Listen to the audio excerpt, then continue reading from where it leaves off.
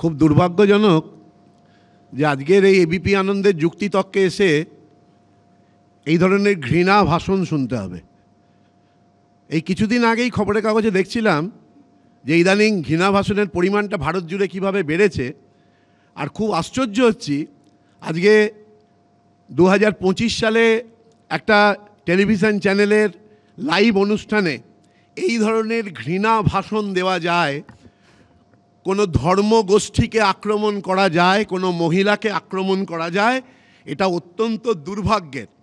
এবং সব কিছু গ্রাস করে নেওয়ার একটা অদ্ভুত মানসিকতা তথাগত রায় থেকে রাহুল সিনহা পর্যন্ত প্রত্যেকের মধ্যে প্রত্যক্ষ করলাম। এটা খুব দুর্ভাগ্যের। এটা স্বামী বিবেকানন্দকে তো গ্রাস করে নিয়েছেন। নরেন্দ্রনাথ বলে উনি বোধহয় ভাবলেন, পরের অংশটা মানুষ জানে না। যা পরবর্তীকালে এই যে স্বামী বিবেকানন্দের কথাটা একটু আগে সুমনদা বলে দিয়েছিলেন, বাকি কথাটা বলি। শিকাগোর ধর্ম সম্মেলনে তিনি পরে যে কথাটা বলেছিলেন যে ধর্মের পবিত্র সংস্কৃত ভাষায় এক্সক্লুশন শব্দটি অনুবাদ করা যায় না, আমি সেই ধর্মভুক্ত বলে গর্ব অনুভব করি। এই কথাটা আপনাকে বুঝতে হবে। স্বামী বিবেকানন্দের পাঠ রামকৃষ্ণ মিশনের কাছ থেকে আমরা নেব।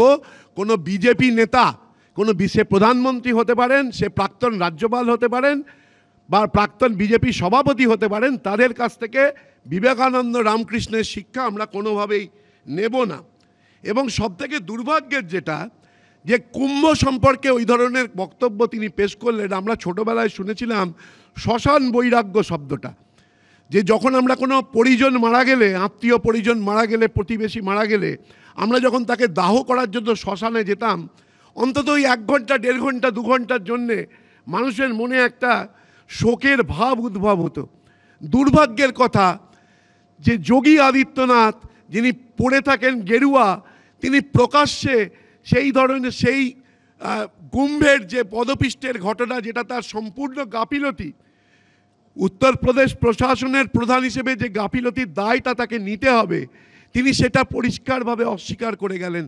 দুর্ভাগ্যের কথা, কুম্ভে যারা মারা গেলেন প্রায় 60 জন মতো, আরও সংখ্যা বেশি হতে পারে, তারা প্রত্যেকেই হিন্দু ছিলেন। তাই হিন্দুদের সম্পর্কে, হিন্দুদের মৃত্যু সম্পর্কে কতটা উদাসীনতা তাদের মধ্যে কাজ করে, সেটা কিন্তু দিনের আলোর মতো পরিষ্কার। দুর্ভাগ্যের কথা আরও একটা, আমি পরবর্তীকালে এই অংশে আসতাম, কিন্তু তথাগত রায় একটা কথা বারবার ব্যবহার করলেন। আমি জানি না এই ধরনের অশালীন শব্দ তিনি মাননীয় মুখ্যমন্ত্রী সম্পর্কে বলছেন মক্ষী রানী। আমরা যারা বাঙালি তারা জানি যে এই শব্দটা অত্যন্ত কু অর্থে ব্যবহার করা হয়। দুর্ভাগ্যের কথা যে বিজেপির ডিএনএর মধ্যে যে সংস্কৃতিটা রয়েছে, সেই সংস্কৃতির মধ্যে কিন্তু নারীর প্রতি তীব্র একটা বিতৃষ্ণা তাদের মধ্যে কাজ করে। যে কথাটা আমি পরবর্তীকালে আনতাম, কিন্তু এখনই আনতে হচ্ছে। আমি একটা উদাহরণ দিয়ে বলি, যে সম্প্রতি একটি ওটিটি প্ল্যাটফর্ম, সেই ওটিটি প্ল্যাটফর্মে একটা সিরিজ রিলিজ হয়েছে, যে সিরিজটার নাম হচ্ছে cult of fear, Asaram Bapu Saint or cedar. আমরা জানি যে আসারাম বাপু এখন ভোটের জন্যে তিনি মেডিকেল বেলে রয়েছেন। মানে একাধিক এই ধরনের মানুষজন রয়েছেন, আসারাম বাপু থেকে গুরমিত রাম রহিম, যারা যে কোনো সময় বিজেপির কোনো প্রয়োজন হলেই যারা সহজে বেল পেয়ে যান, এবং তাদের বিরুদ্ধে নারী ধর্ষণ, শ্লীলতাহানির যে ধরনের অভিযোগ রয়েছে, তারপরে এদেরকে মুক্ত করা মানে এরা নারী সম্পর্কে এদের কী চিন্তা, সেটা কিন্তু দিনের আলোর মতো পরিষ্কার হয়ে যায়। আমি বলছি 1925 সালে আরএসএস তৈরি হয়েছিল, এবং এই আরএসএসের একজন অত্যন্ত গুরুত্বপূর্ণ নেতা ছিলেন MS গোলওয়ালকর, যিনি শোনা যায় গুজরাট বিশ্ববিদ্যালয়ে একবার বক্তৃতা দিতে এসে তিনি বলেছিলেন, যে কোনো বিবাহিত মহিলার প্রথম সন্তান অবশ্যই একজন নামবুদুরি ব্রাহ্মণ পুরুষের ঔরসে জন্ম নেওয়া উচিত, যা আদর্শ জাতি গঠনের সহায়ক হবে। এই যে কথাটা তিনি বলেছেন, তার থেকে নারীকে এরা কি চোখে দেখে, পণ্য হিসেবে দেখে কি না, সেটা দিনের আলোর মতো পরিষ্কার। বা 2013 সালে যখন মোহন ভাগবত বলছেন যে বিবাহ হলো এমন একটি চুক্তি যেখানে পুরুষ সুখ পেতে বিবাহ করে আর নারীরা তাদের পেট চালানোর জন্য এই চুক্তি পালন করে, তার থেকেই বোঝা যায় যে তাদের উত্তরপুরুষ, তাদের পরবর্তীকালের প্রজন্ম নারী সম্পর্কে কী ধরনের শব্দ ব্যবহার করতে পারেন, তাকে অপছন্দ করতে পারেন, কিন্তু এই ধরনের অশালীন শব্দ ব্যবহার করে নিজেদের যে ডিএনএগত যে ত্রুটি, সেই ত্রুটিটা কিন্তু দিনের আলোর মতো আমাদের সামনে, মানুষজনের সামনে পরিষ্কার করে দিলেন। আমি শুরুতে ভেবেছিলাম যে এই কথাটা বলে শুরু করব, যে আজকের যে ডিবেটের যে টপিকটা, সেই টপিকে প্রথমটা আছে শাসক আর বিরোধী। আমি সংশোধন করে বলছি যে দিল্লির শাসক ভুলেই গেছে উন্নয়নের গান, ভোট টানতে অস্ত্র এবার হিন্দু মুসলমান, ধর্মের তীর এদিক ওদিক দুতরফেই ছোটে, মেরুকরণী প্রধান ইস্যু 26-এর ভোটে। এটা বোধহয় আমাদের প্রত্যেকের মেনে রাখা দরকার যে আমাদের ইতিহাস, সেই ইতিহাস হচ্ছে জাতির স্মৃতি, এবং এই অতীতের শিক্ষা এবং ভবিষ্যতের দিক নির্দেশ, এটা আমরা ইতিহাসের মধ্যে দিয়ে পাই। বিখ্যাত ঐতিহাসিক রমিলা থাপার তিনি বলেছিলেন যে ইতিহাসকে ভুলভাবে ব্যবহার করলে তা জনগণের মধ্যে বিদ্বেষ ছড়ানোর মাধ্যম হয়ে ওঠে। আমরা দেখছি যে 2014 সালে যখন নরেন্দ্র মোদী ক্ষমতায় এলেন, বিশ্ব হিন্দু পরিষদের মঞ্চ থেকে উচ্চারিত হয়েছিল যে তরাইনের যুদ্ধের 800 বছর পর একজন হিন্দু হৃদয় সম্রাট ভারতবর্ষের আবির্ভূত হয়েছেন। তরাইনের যুদ্ধের কথা ইতিহাসের ছাত্র ছাড়া আমার মনে হয় অধিকাংশ মানুষই ভুলে গেছে। 1191, 1192 সালের দুটো যুদ্ধ। সেই যুদ্ধের পরে 800 বছর পরে মোদিকে রিলেট করা হচ্ছে, নরেন্দ্র মোদীকে নতুন সম্রাট। ফলে খুব স্বাভাবিকভাবে ইতিহাসকে নিয়ে যে ছেলে খেলা করবেন, সেটা দিনের আলোর মতো পরিষ্কার। সেটা ঔরঙ্গজেব হতে পারেন, টিপু সুলতান হতে পারেন, শিবাজি হতে পারেন। বর্তমানে ছাওয়া বলে একটা বই বাজারে এসছে, যেখানে শিবাজির পুত্র শম্ভুজিকে দেখিয়ে ঔরঙ্গজেবের প্রতি আরও বেশি করে বিদ্বেষ বপনের চেষ্টা হচ্ছে। আসলে ইতিহাস থেকে আমরা তো সাধারণভাবে শিক্ষা নিই, ইতিহাসের যে ভুল, সেই ভুলগুলো যাতে সংশোধন করতে পারি এবং অতীতের ভুলগুলো শুধরে যাতে সমৃদ্ধ ভবিষ্যতের বীজ বপন করা যায়, সেটাই কিন্তু সাধারণভাবে ইতিহাসের শিক্ষা। কিন্তু দুর্ভাগ্যজনকভাবে এই আশঙ্কা আমাদের বারবার ধরে আমাদের মধ্যে আসছে যে বিজেপি, তারা এই যে ইতিহাসের বিকৃতি, সেই ইতিহাসের বিকৃতি তাদের রাজনৈতিক উদ্দেশ্য সিদ্ধির জন্য তারা বারবার ব্যবহার করছেন। আপনারা জানেন যে 1893 সালে স্বামী বিবেকানন্দ শিকাগোর সম্মেলনে যে কথাটা বলেছিলেন, ঠিক একই কথা পরবর্তীকালে জাতির জনক মহাত্মা গান্ধী বলেছিলেন যে no culture can live if he attempts to be exclusive. অর্থাৎ সমাজবাদী সুদীপ্ত কবিরাজ, তার বক্তব্য ছিল একই, রাজনৈতিক হিন্দুত্ববাদীরা সাধারণ অর্থে হিন্দু ধর্মের পক্ষে নন, হিন্দুত্বের পক্ষে। হিন্দু ধর্ম সত্যি সহস্র বছরের, আর হিন্দুত্ব 100 বছর আগে সাভারকারের নব আবিষ্কার। এটা সুদীপ্ত কবিরাজের কথা। তাই আসলে উন্নয়নের জন্য যুদ্ধ নয়, আমাদের বরং এই একবিংশ শতকে যুদ্ধ করতে হচ্ছে পোস্ট ট্রুথ বা উত্তর সত্যের বিরুদ্ধে। ক্রমাগত মিথ্যাচার এবং ক্রমাগত মিথ্যার মাধ্যমে জনগণকে প্রভাবিত করার মারাত্মক যে প্রচেষ্টা, সেই প্রচেষ্টার প্রতিফলন আমরা দেখছি। আমি কেন এই কথাটা উল্লেখ করলাম, তার কারণ হচ্ছে যে এই হিন্দুত্ববাদের জনক তিনি হচ্ছেন সাভারকার। তো এই সাভারকার সম্পর্কে বিজেপির প্রাক্তন মন্ত্রী অরুণ শৌরি তিনি একটা সাম্প্রতিক বই রচনা করেছেন, তার নাম হচ্ছে দি new icon Savarkar and the facts. সেখানে তথ্য প্রমাণ দিয়ে তিনি দাবি করেছেন যে সাভারকারের সমুদ্রে ঝাঁপ দিয়ে পালানোর চেষ্টা, যেটা 8ই জুন 1909 সালে লন্ডনে হয়েছিল, সেই ব্যাপারটাকে বিজেপি নেতারা এরা অতিরঞ্জিত করে দেখান। এবং তিনি লিখেছেন সরকারি নথি উল্লেখ করে যে ওই সময় স্টিমার থেকে ডাঙার দূরত্ব ছিল সে মাত্র 10 থেকে 12 ফুট।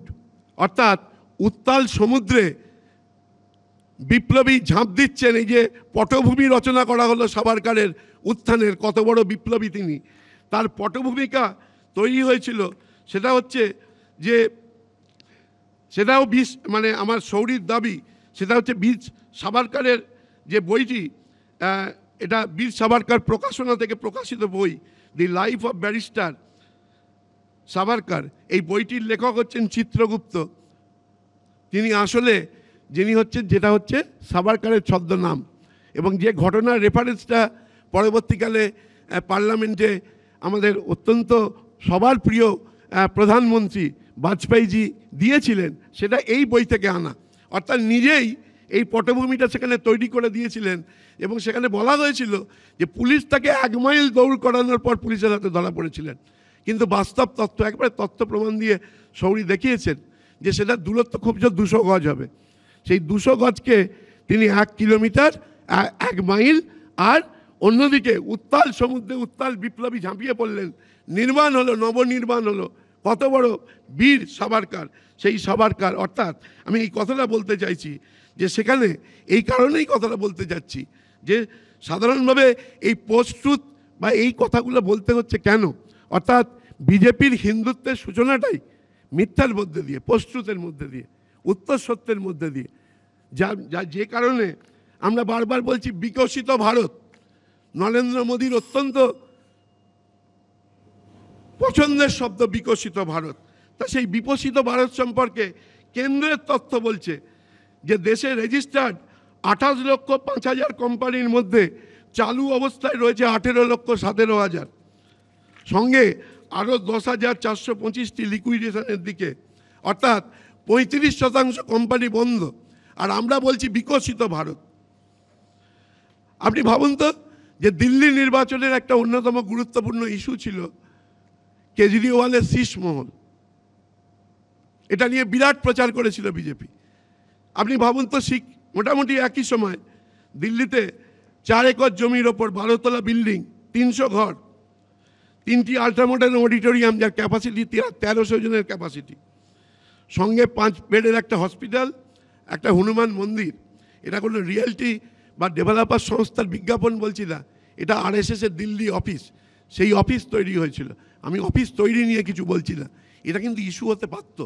বা 1000 কোটি টাকা খরচা করে বিজেপি ক্ষমতায় আসার পর যে 7 স্টার লাক্সারিতে দিল্লির পার্টি অফিস তৈরি করেছেন, সেই পার্টি অফিসের ইস্যুটাও তো সেখানে আসতে পারত। ট্রান্সপারেন্সি ইন্টারন্যাশনাল তাদের যে করাপশন পারসেপশন ইন্ডেক্স বা দুর্নীতি সূচক, সেই দুর্নীতি সূচক 2024-এ ভারতবর্ষ 93 থেকে 3 ধাপ নেমে 96 এসে নেমেছে। তবু আমরা বলছি স্বচ্ছ ভারত, না খাউঙ্গা না খানে দুঙ্গা। আর 9 বছরে মোদিজির স্বাধীর যে বেটি বাঁচাও বেটি পড়াও প্রকল্প, সেই প্রকল্পে বরাদ্দ হয়েছিল 775 কোটি টাকা, যার মধ্যে প্রচারই হয়েছিল 401 কোটি টাকা। এটা 2013-14-15 থেকে 2022-23-এর তথ্য। আর 2022-23-এ এই 2022-23-এ 23-24-এ যে বাজেট অ্যালোকেশন হয়েছিল, সেই বাজেট অ্যালোকেশনে সেখানে আমরা দেখেছিলাম যে সেটা 206 কোটি টাকা প্রথম বাজেট অ্যালোকেশন কমিয়ে দেওয়ার পরে বেটি বাঁচাও বেটি পড়াও প্রকল্পে সেখানে কমিয়ে দেওয়া হয়েছিল। তবুও বলতে হবে যে নারী সুরক্ষায় বিজেপি সরকার ভীষণ রকমের তারা তৎপর, ভীষণ উন্নয়ন করতে চাইছে। উল্টো দিকে আমরা দেখছি আমাদের বাংলার মুখ্যমন্ত্রী সদ্য যে বাজেট পেশ করেছেন 25-26 বাজেট, সেই বাজেটে শুধু নারী এবং শিশু কল্যাণ, এর মধ্যে 50% অর্থ তিনি বিনিয়োগ করেছেন এই ক্ষেত্রে। এবং প্রতি বছর কন্যাশ্রী প্রকল্পে 3.5 লক্ষ মেয়েকে এককালীন অনুদান দেওয়া হয়। এবং 2025-26-এর বাজেট বরাদ্দ, এটা নারী ও শিশু কল্যাণ দপ্তরের বাজেট, এটা 26,700 কোটি টাকা থেকে এটা বেড়ে দাঁড়িয়েছে 38,762 কোটি টাকা। অর্থাৎ এই যে সামগ্রিক যে উন্নয়নের যে ছবি আমরা দেখছি, সেই ছবির মধ্যে দিয়ে একটা জিনিস কিন্তু দিনের আলোর মতো পরিষ্কার হয়ে যাচ্ছে যে পশ্চিমবঙ্গের মুখ্যমন্ত্রী যে উন্নয়নের মডেলটা আমরা সাধারণভাবে দেখছি, সেটা ইনক্লুসিভ ডেভেলপমেন্ট, অর্থাৎ সবাইকে নিয়ে সামগ্রিক উন্নয়ন। কন্যা সন্তানের 15,75,000 ছাত্রীকে 1,000 টাকা করে দেওয়া হয় কন্যাশ্রীতে, এবং 25,000 টাকা এককালীন সুবিধের জন্য 2 লক্ষ ছাত্রীর নাম নতুন করে নথিভুক্ত হয়েছে। অর্থাৎ মহিলা সুরক্ষা, নারী ক্ষমতায়ন, নারী সুরক্ষার ক্ষেত্রে খুব স্বাভাবিকভাবে এ রাজ্যের বাজেট বরাদ্দ ক্রমশ বাড়ছে। আমরা যখন তুলনামূলক আলোচনায় যাই, যখন উন্নয়ন নিয়ে কথা হয়, সেই উন্নয়নের একটা দিকে তো নরেন্দ্র মোদী একাধিক প্রকল্প আমরা দেখেছি, কেন্দ্রীয় সরকারের প্রকল্প, একাধিক প্রকল্প ঘোষণা হয়েছে, অধিকাংশ প্রকল্প পরবর্তীকালে কাজ হয়নি, বাজেট বরাদ্দ কমিয়ে দেওয়া হয়েছে, আমরা সেগুলো তো উল্লেখ করেছি। আমরা দেখলাম কুম্ভ সম্পর্কে একটা কথা বলে শেষ করব। আপনার পূর্ণকুম্ভের ঘটনা, ওই যে পদপিষ্ট হওয়ার ঘটনা, সেই ঘটনা শেষ হওয়ার পরে আপনারা দেখবেন যে এবিপি নিউজের চ্যানেলে আমরা একজন গেরুয়া বসনধারী এক সন্ন্যাসী, তিনি একটা ভাষণ দিলেন। তিনি বলছেন যে ওইখানে যারা পদপিষ্ট হয়ে মারা গেল এ কোনো সাধারণ মৃত্যু নয়, ওখানকার যে মানুষ মারা গেল সে একদম ডাইরেক্টলি স্বর্গে চলে গেল। আমি ভাবুন, একজন গেরুয়াধারী সন্ন্যাসী, তার মধ্যে ন্যূনতম মানবিকতা বোধ নেই। একজন মানুষ মারা গেছে, যে কথাটা বলছিলাম, শ্মশান বৈরাগ্য, অন্তত দিন 15 চুপ করে থাক, 20 দিন চুপ করে থাক। সেই ঘটনা ঘটার কয়েকদিনের মধ্যে এই রিল ভাইরাল হয়েছে, আপনারা অনেকেই খুঁজে পেলে পাবেন, যে সেখানে সেই উদাত্ত ভাষণ দিচ্ছেন বয়সে তরুণ সেই গেরুয়াধারী, তিনি বলছেন যে এ মৃত্যু সাধারণ মৃত্যু নয়, এ মৃত্যু একেবারে ডাইরেক্টলি স্বর্গে নিয়ে চলে যাবে। এই ধরনের কথা যারা বলতে পারেন, আমি জানি না শেষ পর্যন্ত তারা এই মানে এই উন্নয়নের কথা তারা বলতে পারেন কিনা। একটা কথা বলে সুমনদা শেষ করব, সেটা হচ্ছে না বললেই নয় ব্যাপারটা, যে ওই যে একটু আগে সিপিএমের হয়ে শতরূপ ঘোষ বক্তব্য রাখলেন, সেই বক্তব্যে তো শুনলেন অধিকাংশই তৃণমূলের বিরুদ্ধে, আর বিজেপির বিরুদ্ধে সেভাবে কোনো কথা নেই, আর শুধু ধর্ম এবং রাজনীতিকে জড়িয়ে দেওয়া তৃণমূলেরই দোষে। আপনি ভাবুন তো, কেরালায় এখনও পর্যন্ত বিজেপি সেভাবে নেই। তা কেরালা শবরীমালার রায়টা আপনাদের মনে আছে, যে যখন কেরালা শবরীমালা রায়ে মহিলাদের জন্য সেই শবরীমালা মন্দিরের দরজা খুলে দেওয়া হয়েছিল, তখন 3 জন সাহসী মহিলা তারা সেইখানে সেই শবরীমালা মন্দিরে যেতে চেয়েছিলেন, সরকারের কাছ থেকে তারা সাহায্য চেয়েছিলেন। অত্যন্ত দুর্ভাগ্যের, সরকার কিন্তু সাধারণ মানুষের সেন্টিমেন্টের কথা ভেবে, বা অমিত শাহ যে বিবৃতি দিয়েছিলেন সুপ্রিম কোর্টের রায়ের বিরুদ্ধে, সেই রায়ের কথা ভেবে তারা কিন্তু কোনো রকম সরকারি সাহায্য সেই মহিলাদের করেননি। আমি দেশের উদাহরণগুলো দিলাম না, কারণ একাধিক উদাহরণ সুমনদা ইতিমধ্যে দিয়ে দিয়েছেন। সুতরাং আপনারা বিবেচনা করবেন যে এক্সক্লুসিভ উন্নয়ন কোথায় হচ্ছে, সবাইকে নিয়ে সেই উন্নয়ন কোথায় হচ্ছে। ধন্যবাদ।